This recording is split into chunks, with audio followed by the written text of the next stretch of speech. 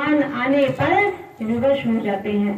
भगवान विचार करते हैं कि अगर मैं नहीं गया तो धन्ना भगत ने 3 दिनों से कुछ भी खाया पिया नहीं, कहीं ऐसा ना हो कि उनकी मृत्यु हो जाए। तो भगवान आने पर विवश हो जाते हैं और भगवान उस साधारण से पत्थर में से क्या होते हैं, प्रकट हो जाते हैं और प्रकट होकर भक्त धन्ना को दर्शन देते हैं और भक्त धन्ना के भोग को स्वीकार करते हैं। भगवान ने भोग लगाया, भोजन किया और भोजन करने के बाद जब भगवान जाने लगे तो धन्ना भगत ने भगवान का हाथ पकड़ लिया और भगवान से कहने लगा कि अब जा कह रहे हो, आपको किस लिए बुलाया था, किस लिए, काम करने के लिए।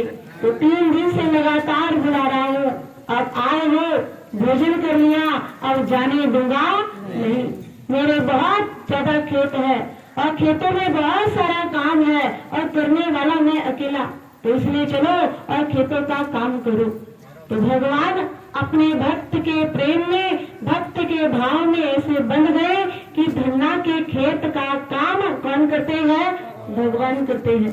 भगवान ने धन्ना के खेतों का काम किया, हल चलाया, रखवाली करी, सारा काम किया। और जिस काम को भगवान करे तो वो काम तो जो घंटों का होगा वो मिनटों में हो जाएगा।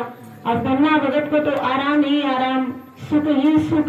धन्ना भगत बड़े प्रसन्न है, बड़े मगन है कि भगवान पहले क्यों नहीं मिले, इतने दिनों के बाद मिले, पहले मिल जाते तो ज्यादा आराम कर लेता।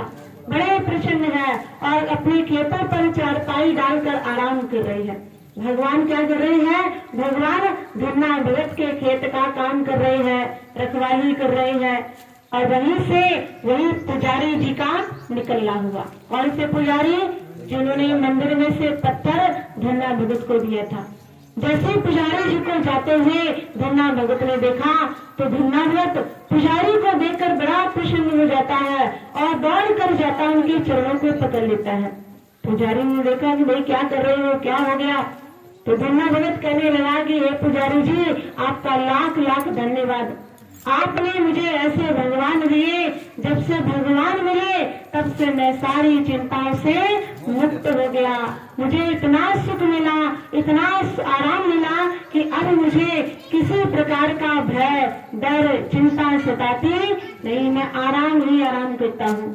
धन्ना भगत की बात सुनकर पंडित जी को बड़ा आश्चर्य हुआ कि क्या कह रहा है, कौन से भगवान इसे दे दिए।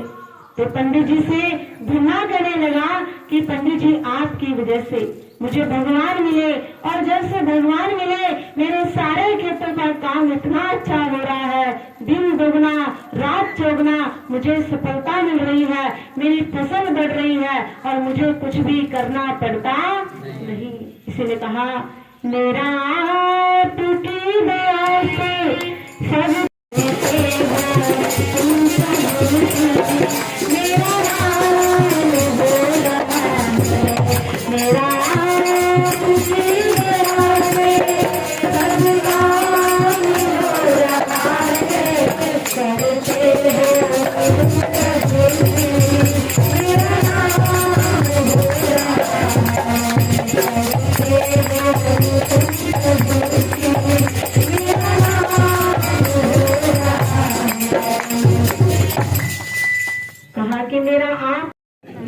धन्ना भगत बार बार कहते हैं कि ये रहे भगवान, वो रहे भगवान, पर पुजारी जी को कुछ नजर आया नहीं।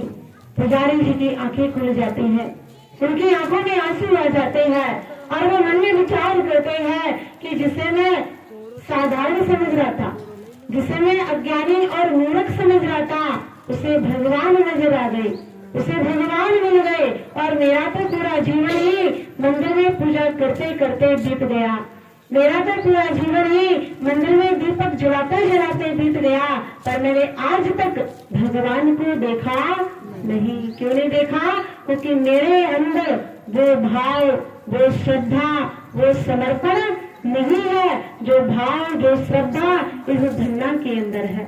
और पंडित जी जैसे ही रोने लगे, व्याकुल हो जाते हैं, तो उन्हें भी वहाँ भगवान का साक्षात्कार हो जाता है। पंडित जी को भगवान का दर्शन प्राप्त हो जाता है और समय आने पर धन्ना ने सच्चे सदगुरु की शरण में जाकर सच्चे ज्ञान को प्राप्त किया और सच्चे ज्ञान को प्राप्त करके उस परमात्मा का अपने हृदय में, अपने घट में साक्षात्कार किया। तो कहने का तात्पर्य कि जहाँ भाव होता है